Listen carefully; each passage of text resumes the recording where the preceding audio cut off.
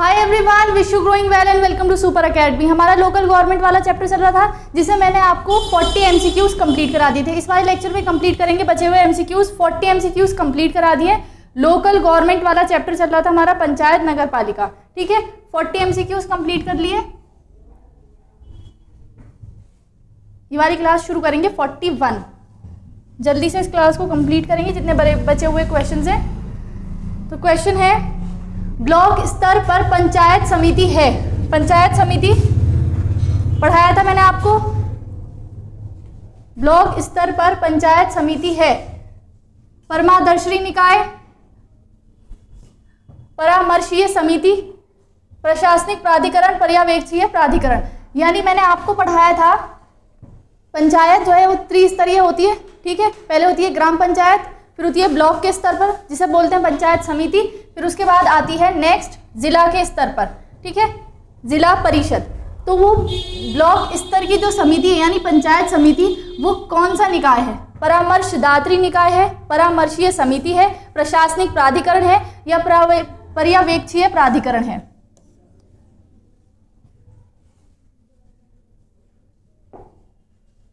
कौन सा है? देखो, परामर्शदात्री निकाय का मतलब है जो एडवाइस दे, परामर्श दे, ठीक है। परामर्शीय समिति का मतलब है जो आपस में बैठ के परामर्श करते हैं। लेकिन ब्लॉक स्तर की समिति क्या होती है? जो पंचायत है उनको एडमिनिस्टर करती है, यानी कि प्रशासनिक प्राधिकरण है। सीधा आप ये समझिए, ब्लॉक स्तर की जो समिति है वो क्या है? प्रशासनिक प्राधिकरण है। प्रशासनिक प्राधिकरण है। समझ में आया पहला क्वेश्चन? नेक्स्ट है, मनरेगा कार्यक्रम निम्नलिखित में से भारतीय संविधान के किस अनुच्छेद को लागू करने हेतु लाया गया है? मनरेगा कार्यक्रम किस आर्टिकल को लागू करता है? आर्टिकल 43। आर्टिकल 43 जो प्रावधान करता है निर्वाह योग्य मजदूरी की, निर्वाह योग्य मजदूरी, और इसे मनरेगा क्रियान्वित करता है। नेक्स्ट है, पंचायती राज से संबंधित निम्नलिखित कथनों में से कौन सा सही नहीं है? पंचायती व्यवस्था भारतीय ग्रामीण जीवन का युगों से एक अभिन्न अंग रहा है। 73वां संविधान संशोधन 15 अगस्त 1993 से प्रभावी हुआ। यह एक त्रिस्तरीय जैविकीय रूप से जुड़ी संरचना है। भारतीय संविधान का अनुच्छेद 243G उसके महत्व को बढ़ाता है। पंचायती राज के संबंध में कौन सा स्टेटमेंट गलत है? बहुत इजी क्वेश्चन है, अच्छे से ध्यान से पढ़ा है तो एक बार में समझ जाएंगे कि कहाँ गलती हुई है इसमें। 73वां संविधान संशोधन 15 अगस्त को हुआ था या 24 अप्रैल 1993 को हुआ था? कब हुआ था? 24 अप्रैल 1993 को। तो यहाँ 15 अगस्त दिया है तो 15 अगस्त को नहीं हुआ था। बाकी तीनों स्टेटमेंट सही है। तो कौन सा यहाँ पर आपसे गलत पूछा है तो गलत आंसर कौन सा हो जाएगा? 73वां संविधान संशोधन 24 अप्रैल 1993 से प्रभावी हुआ था। नेक्स्ट क्वेश्चन है, भारत में पंचायती राज प्रतिनिधित्व करता है। भारत में पंचायती राज किसका प्रतिनिधित्व करता है, किसको रिप्रेजेंट करता है? शक्तियों के विकेंद्रीकरण, लोगों की हिस्सेदारी, सामुदायिक विकास, किसको रिप्रेजेंट करता है? या ऑल ऑफ द अबव?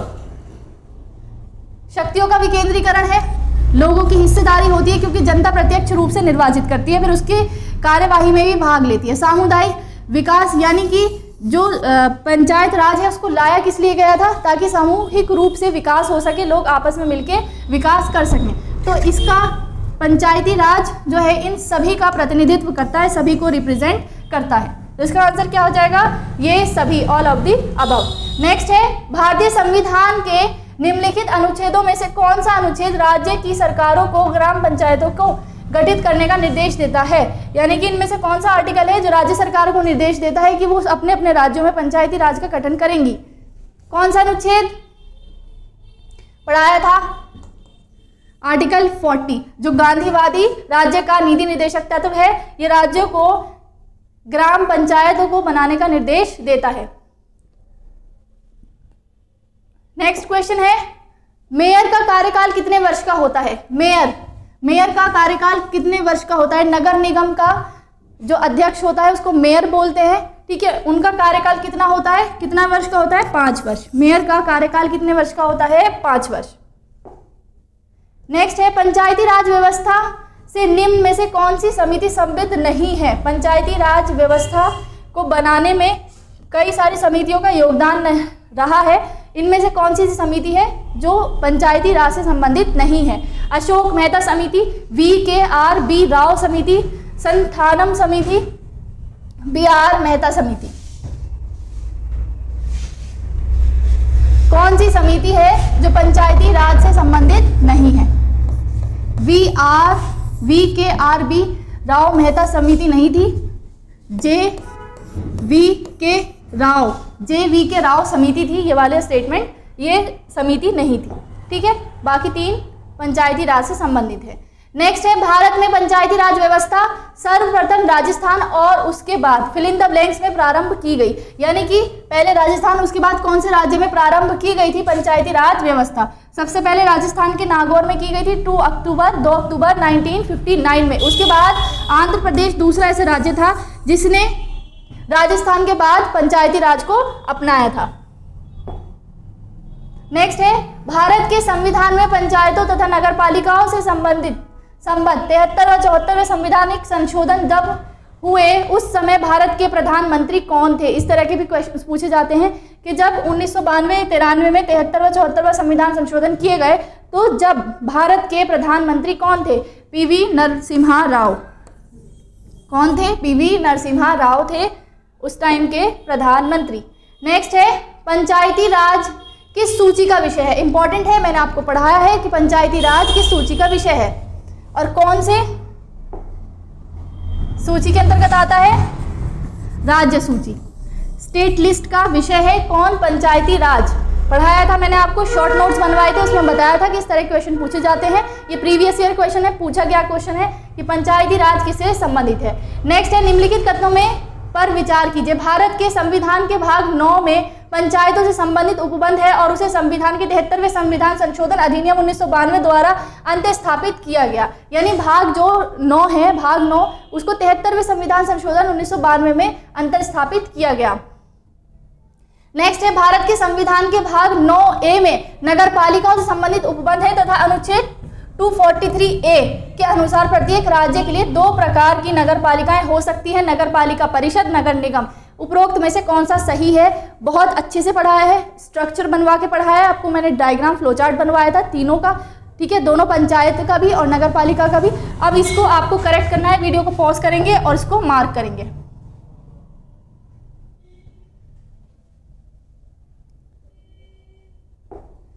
क्या होगा इसका आंसर? भारत के संविधान के भाग 9 में पंचायतों से संबंधित उपबंध है। जो ये संविधान संशोधन कब किया गया था?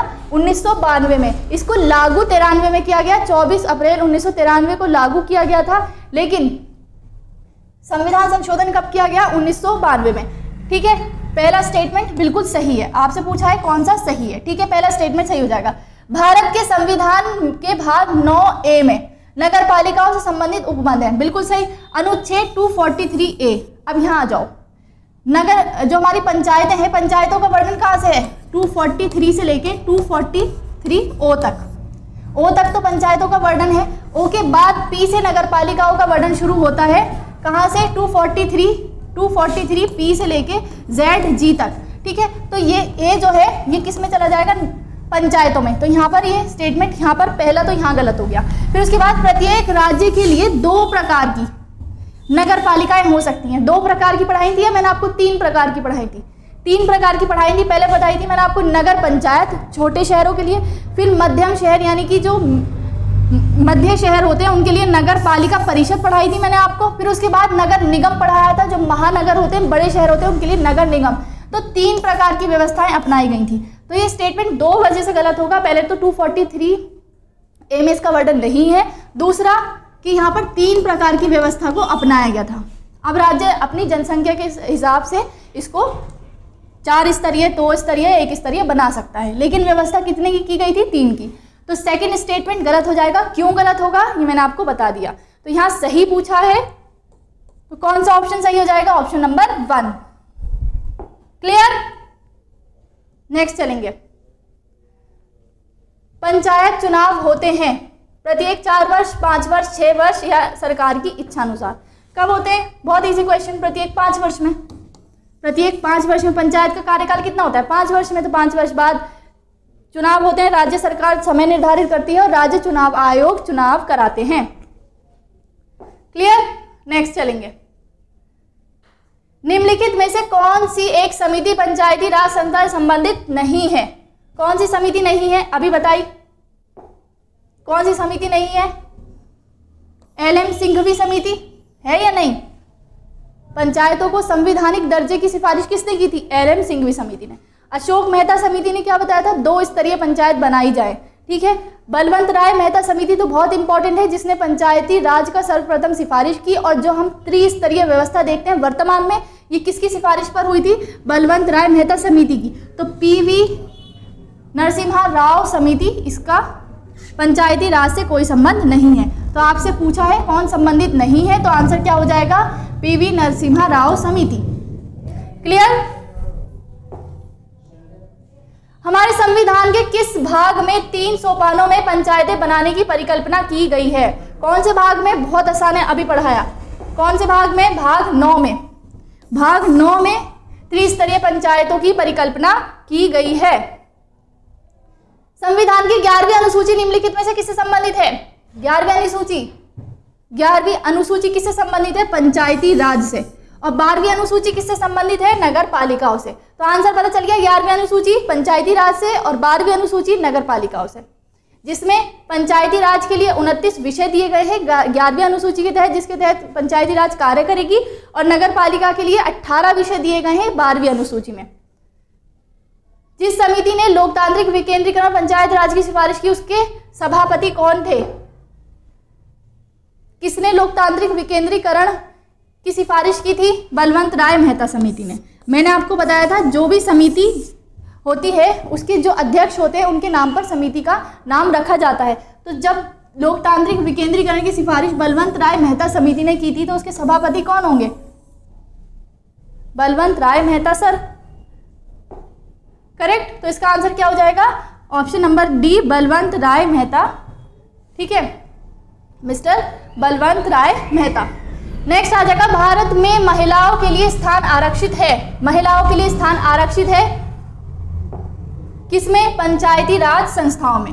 पंचायती राज संस्थाओं में 1/3 का आरक्षण दिया गया है महिलाओं को। ठीक है, जबकि 20+ राज्यों ने 50% से अधिक आरक्षण दिया है वर्तमान में पंचायतों को। नेक्स्ट है, पंचायत समिति के सदस्य खंड विकास अधिकारी द्वारा मनोनीत किए जाते हैं, जिला पंचायत अध्यक्ष द्वारा मनोनीत किए जाते हैं, प्रत्यक्ष रूप से जनता द्वारा निर्वाचित किए जाते हैं, ग्राम पंचायत के सदस्यों द्वारा अप्रत्यक्ष रूप से निर्वाचित किए जाते हैं। पंचायत समिति के सदस्य प्रत्यक्ष रूप से जनता द्वारा निर्वाचित किए जाते हैं। Option number C. किन राज्यों ने, राज्य सरकारों ने 2010 तक स्थानीय निकायों में महिलाओं का आरक्षण 50% कर दिया, यानी 50% कर दिया। अब तो मैंने आपको बताया 20 ऐसे स्टेट है, 28 में से 20 ऐसे राज्य हैं जिन्होंने 50% आरक्षण दिया है। लेकिन ये क्वेश्चन प्रीवियस ईयर क्वेश्चन है, तो उसमें थोड़ा पुराना है क्वेश्चन। तो बिहार, मध्य प्रदेश और हिमाचल उस टाइम पर उन्होंने 2010 तक 50% आरक्षण दे दिया था। तो इसका आंसर क्या हो जाएगा? बिहार, मध्य प्रदेश और हिमाचल प्रदेश। नेक्स्ट आ जाएगा, एक व्यक्ति पंचायत का चुनाव लड़ सकता है यदि उसने पूर्ण कर ली है 25 वर्ष की आयु, 21 वर्ष की आयु, 18 वर्ष की आयु या 30 वर्ष की आयु। पंचायत का चुनाव लड़ सकता है, पंचायत का चुनाव लड़ सकता है।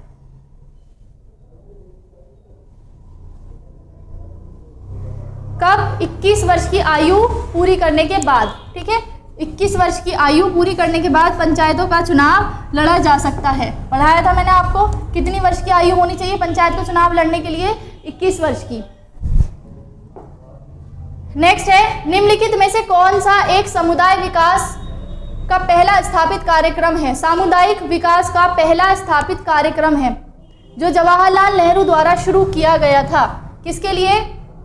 ताकि ग्रामीण विकास हो सके और हम देख सकें कि ये कितना ग्राउंड लेवल पर काम करता है। कौन सा था? राष्ट्रीय प्रसार सेवा। राष्ट्रीय प्रसार सेवा सामुदायिक एक कार्यक्रम था जो ग्रामीण लेवल पर विकास के लिए चालू किया गया था। नेक्स्ट है पंचायत की संरचना में निम्नलिखित में से कौन सा एक सही नहीं है। पंचायत की संरचना में कौन सा सही नहीं है। ग्राम सभा ग्राम स्तर पर, गांव के स्तर पर अपनी शक्तियों का प्रयोग करेगी। प्रत्येक राज्य ग्राम, मध्य, जिला स्तर पर पंचायत का गठन करेगा। ऐसे राज्य जिनकी जनसंख्या 20 लाख से अधिक नहीं है वे मध्य स्तर पर पंचायतों का गठन नहीं कर सकेंगे। किसी राज्य का विधानमंडल विधि द्वारा पंचायत की संरचना के लिए उपबंध कर सकेगा। कौन सा स्टेटमेंट सही नहीं है ये पूछा है।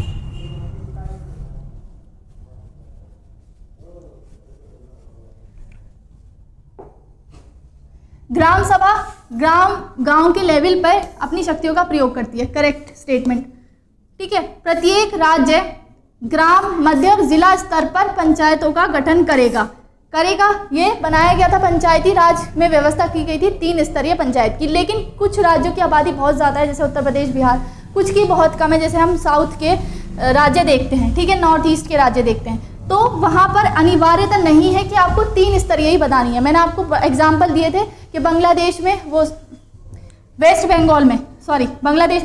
बंगाल में 4 स्तरीय है, ठीक है, उत्तर प्रदेश में 3 स्तरीय है, नॉर्थ ईस्ट में राज्यों में 1-1 स्तरीय है। तो ये जो स्तर है, कितने स्तर पर पंचायत बनानी है, ये राज्य विधानसभा है निर्धारित करती हैं। तो इसीलिए जो यहाँ अनिवार्यता दिख रही है ना, प्रत्येक राज्य 3 स्तर पर पंचायतों का गठन करेगा, ये नहीं किया गया। पंचायतें आपको बनानी है, लेकिन स्तर आप अपनी जनसंख्या के आधार पर निर्धारित करेंगे। आप देखिए दोनों, ये पहले और तीसरे में कॉन्ट्रडिक्शन है। यहाँ पर कहा गया है जिनकी जनसंख्या 20 लाख से कम है, ठीक है, अधिक नहीं है, वो मध्य स्तर पर पंचायतों का गठन नहीं कर सकेंगे। जब नहीं कर सकेंगे तो यहाँ तीनों की अनिवार्यता कैसे हो गई, ठीक है।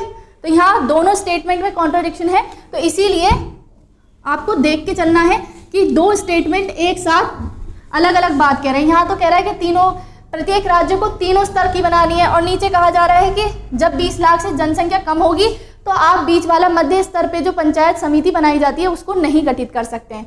तो स्टेटमेंट ये वाला सही है, ऐसा प्रावधान किया गया था, ऐसा नहीं है, ठीक है। अनिवार्यता नहीं है कि आपको 3 स्तर की बनानी है। समझ में आई बात। नेक्स्ट है, किसी राज्य की विधानमंडल द्वारा विधि द्वारा पंचायत की संरचना के लिए उपबंध कर सकेगा। तो ये वाला स्टेटमेंट सही है कि राज्य सरकार पंचायतों के लिए उपबंध बनाती हैं। तो स्टेटमेंट कौन सा गलत हो जाएगा? Second statement.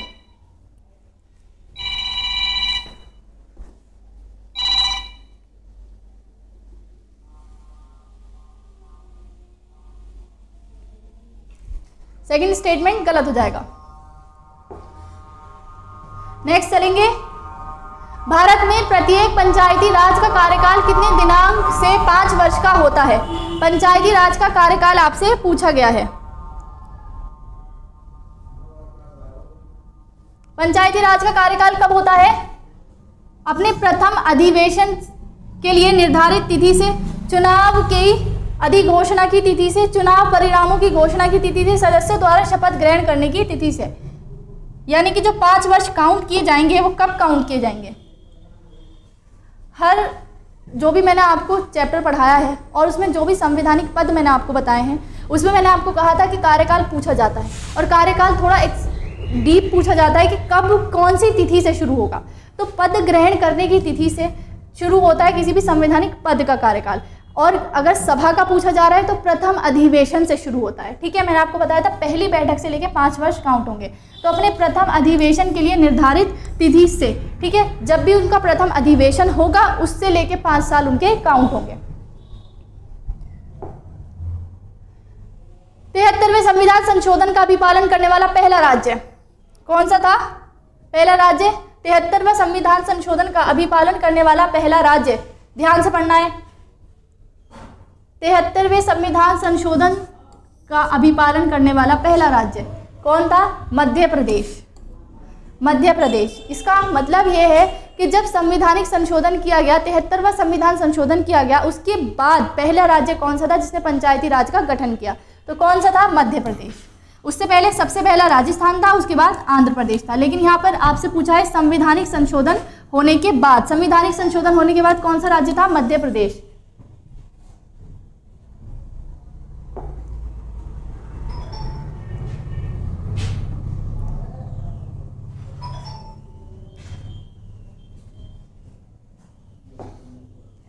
भारत के पंचायती राज व्यवस्था का वास्तुकार शिल्पीकार किसे कहा जाता है?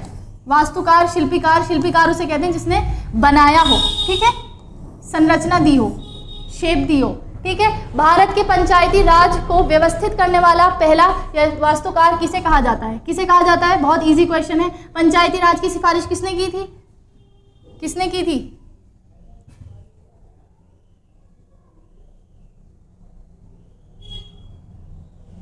किसने की थी?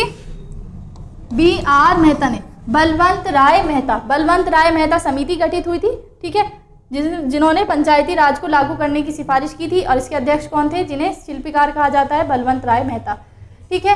भारतीय संविधान की 11वीं अनुसूची में पंचायतों के लिए कुल कितने विषय निर्धारित किए गए हैं? बिल्कुल अभी बताया, कितने विषय दिए गए हैं? 29 विषय दिए गए हैं पंचायती राज को 11वीं अनुसूची के तहत। और नगर पालिका को कितने दिए गए हैं अभी कमेंट में बताएंगे, क्योंकि अभी मैंने 2-3 बार उसको बता दिया है। नेक्स्ट है विकेंद्रीकरण प्रणाली की सिफारिश करने किसने की थी? विकेंद्रीकरण प्रणाली,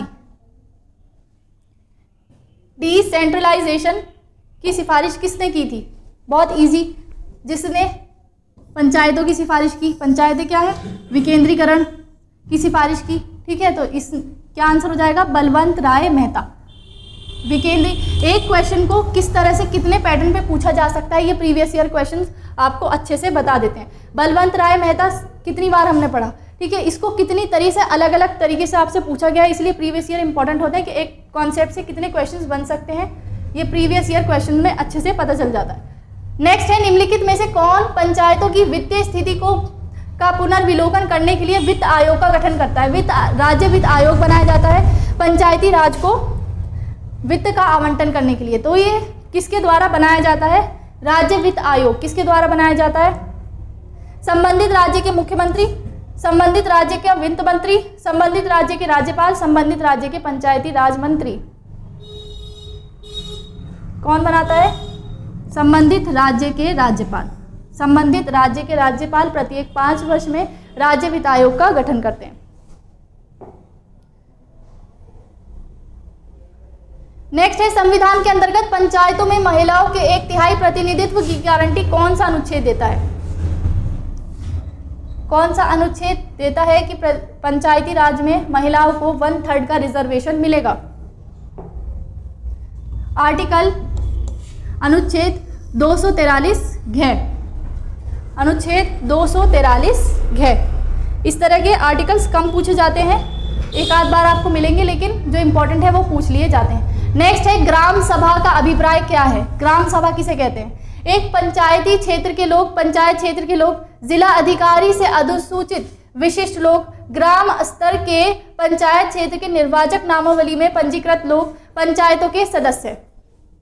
ग्राम सभा का अभिप्राय,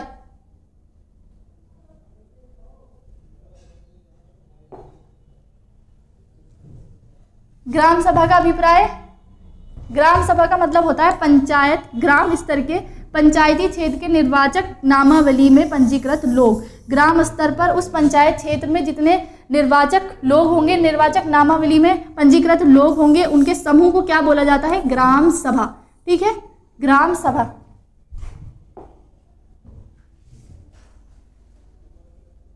नेक्स्ट क्वेश्चन है, बहुत अच्छा क्वेश्चन है, निम्नलिखित में से कौन तृणमूल लोकतंत्र यानी ग्रास रूट डेमोक्रेसी से संबंधित है? ये टर्म्स जो है ना, टर्म्स ये इंपॉर्टेंट होते हैं। ये टर्म्स मैं हमेशा कहती हूँ कि हर टर्म्स को इंग्लिश और हिंदी दोनों में पढ़ना है, ताकि अगर आप हिंदी में देखो कितना मुश्किल लग रहा है तृणमूल लोकतंत्र, लेकिन अगर आप थोड़ा सा दिमाग लगाएंगे तो ग्रास रूट डेमोक्रेसी से फौरन समझ में आ जाएगा कि ग्रास रूट डेमोक्रेसी का अर्थ क्या हो सकता है, किससे संबंधित हो सकती है? लोकपाल से, पंचायत राज पद्धति से, क्षेत्रीय राजनीति से, अंतर्राज्यीय परिषद से। किससे संबंधित हो सकती है पंचायत? सॉरी आंसर बता दिया, पंचायत राज पद्धति। Grass root democracy, grass root का मतलब यह है बिल्कुल निम्न स्तर पर, ठीक है, निम्न स्तर पर यानी कि स्थानीय स्तर पर कौन कार्य कर रही है? पंचायत। तो पंचायत को क्या कहा जाता है? ग्रास रूट डेमोक्रेसी, क्योंकि ये लोअर लेवल पे काम कर रही है, जहां पर आपकी विधानसभा जिन मुद्दों को नहीं उठा सकती है, संसद नहीं उठा सकती है, वहां पर पंचायत कार्य करती है, यानी स्थानीय लोगों के जो मुद्दे हैं उनको सॉल्व करती है, इसीलिए इसको ग्रास रूट डेमोक्रेसी कहते हैं। और इसके साथ साथ इसमें स्थानीय जनता, ग्रामीण लेवल पर जो जनता है उसका प्रतिनिधित्व होता है, प्रत्यक्ष प्रतिनिधित्व होता है, इसीलिए इसको ग्रास रूट डेमोक्रेसी कहते हैं। समझ आया? तो ये नोट कर लेना अपने नोट्स में, आपने नोट्स बनाए होंगे पंचायत से रिलेटेड, तो इसको लिख लेना कि जो पंचायत राज पद्धति है उसको ग्रास रूट डेमोक्रेसी भी कहते हैं। ये आप ऑप्शन में तो मार्क करेंगे अगर आपके एग्जाम में पूछा जाता है। इसके साथ अगर आप कोई भी मेंस का पेपर लिख रहे हैं या आप पॉलिटिकल साइंस के स्टूडेंट हैं तो पंचायती राज आपके एग्जाम सिलेबस का पार्ट है, तो उसमें भी आप अलग से लिखेंगे ना, इसको मार्क करके, हाईलाइट करके, तो आपके मार्क्स उसमें भी ज़्यादा आएंगे। ठीक है, तो ये वर्ड बहुत अच्छा है, ग्रास रूट डेमोक्रेसी, इसको लिख ले, नोट्स में लिख लेना। नेक्स्ट है राज्य वित्त आयोग है एक विधिक संस्था, असंवैधानिक संस्था, संवैधानिक संस्था, उपयुक्त में से कोई नहीं।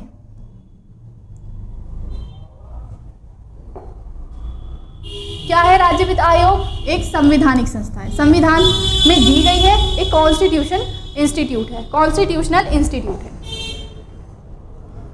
नेक्स्ट है निम्नलिखित में से कौन पंचायतों की संरचना के बाबत उपबंध करने को अधिकृत है? पंचायती राज की संरचना है, उसका उपबंध कौन करेगा कि इसकी संरचना कैसी होगी, एक स्तर की होगी, दो स्तरीय होगी, त्रिस्तरीय होगी, इसका उपबंध करने का अधिकार कौन किसको है?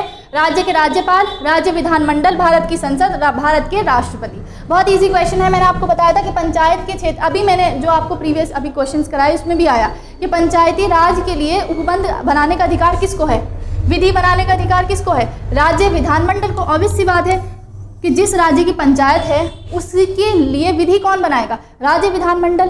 तो इसका ऑप्शन आंसर क्या हो जाएगा? राज्य विधान। निम्नलिखित में से किस भारत में स्थानीय स्वत्व शासन का जनक माना जाता है? भारत में स्थानीय स्वत्व शासन का जनक किसे माना जाता है? नोट्स बनवाए थे उसमें मैंने लिखवाया था लॉर्ड रिपन। सबसे पहले लॉर्ड रिपन ने स्थानीय शासन को सबसे पहले लागू किया था भारत में, तो लॉर्ड रिपन को स्थानीय स्वशासन का जनक माना जाता है। स्थानीय स्वशासन की सर्वोत्तम व्याख्या यह की जा सकती है कि यह एक प्रयोग है लोकतांत्रिक विकेंद्रीकरण का, संघवाद का, प्रशासकीय प्रायोजन का या प्रत्यक्ष लोकतंत्र का। किसका है? लोकतांत्रिक विकेंद्रीकरण। लोकतांत्रिक विकेंद्रीकरण, ये तो अब आपको बिल्कुल याद हो गया होगा, सबकॉन्शियस माइंड में पहुंच गया होगा कि पंचायती राज इज इक्वल टू लोकतांत्रिक विकेंद्रीकरण। भारतीय संविधान के 73वें संविधान संशोधन के संदर्भ में निम्नलिखित में से कौन सा कथन सही है? इनमें पंचायतों को स्वशासन की संस्था स्वीकार किया गया है। ठीक है, पंचायतों को स्वशासन की संस्था स्वीकार किया गया है। इसमें शहरी निकाय, स्थानीय सरकारों को स्वशासन की संस्था स्वीकार किया गया है। 73वां संविधान संशोधन।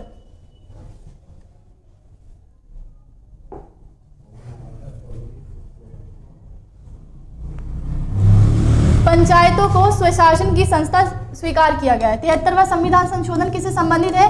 पंचायतों से। लेकिन शहरी स्थानीय सरकार को किसमें स्वीकार किया गया है? कौन से संविधान संशोधन में? 74 संविधान संशोधन में किसको स्वीकार किया गया है? नगर पालिकाओं को। ठीक है, तो ये स्टेटमेंट गलत हो जाएगा क्योंकि 73वां संविधान संशोधन किसका प्रावधान करता है? पंचायती राज का।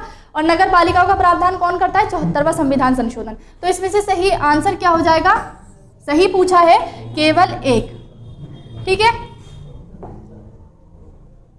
इसके साथ आपका ये चैप्टर हो गया कंप्लीट। अब नेक्स्ट पार्ट शुरू करेंगे। भाग 9 हमारा कंप्लीट हो गया। इसके बाद सहकारी समितियां हैं, बहुत छोटा सा चैप्टर है, वो कंप्लीट करेंगे। फिर भाग 10 करेंगे। ठीक है, जिसमें अनुसूचित जातियों के लिए विशेष प्रावधान किए गए हैं। ठीक है, विशेष प्रावधान पढ़ेंगे नेक्स्ट क्लास में। ये वाला आपका कंप्लीट हो गया है। नोट जरूर बनाने हैं। Thank you so much.